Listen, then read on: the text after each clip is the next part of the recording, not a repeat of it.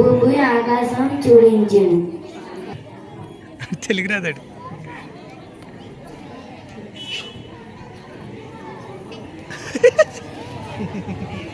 ఆదిని దేవుడు భూమి ఆకాశం సృజించును. ఆదికాండం 1:1. అదే చెప్తారు. ద్రాక్షవల్లి నేను, తీగలు మీరు ఎవరిని నాయందు నిలిచిండ్రో నేను ఎవరిని నిలిచినో వారు బహుగా ఫలించును. యోహాను 14:6. కాపాడి నాకు ఏమి కలగలేడు. కీర్తనలు 21:1. కాబట్టి మీరు ఆయన నీటిని మొదట వెతికి అప్పుడు అవన్నీ మీకు అనుగ్రహించును. మత్తయి 6:33. నేను నిజమైన ద్రాక్షవల్లి, నా తండ్రి వ్యవసాయకుడు.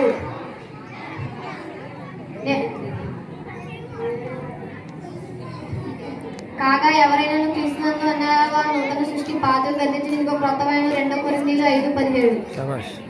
ఆయన వాక్యం ఎవరు కైకొనెనో వానిలో దేవుని ప్రేమ నిజముగా పరిపూర్ణమైన. 1 యోహాను 2:5. కాగా ఎవరైనా క్రీస్తునందు ఎడల వాడి నూతన సృష్టి, పాతలు గతించిన ఇదిగో కొత్త వాయువు. 2 కొరింథీయులు 5:17. ఆయన తల్లి ప్రచారకులను చూచి ఆయన మీతో చెప్పినది చేయించుండెను. యోహాను 2:5. దేవుడు లోకమును ఎంతో ప్రేమించును కాగా ఆయన తన అద్వితీయ కుమారుడిగా పుట్టిన వాని యందు విశ్వాసం ఉంచి ప్రతి వాడును నశింపక నిత్య జీవం పొందినట్లు ఆయనను అనుగ్రహించిన. యోహాను 3:16.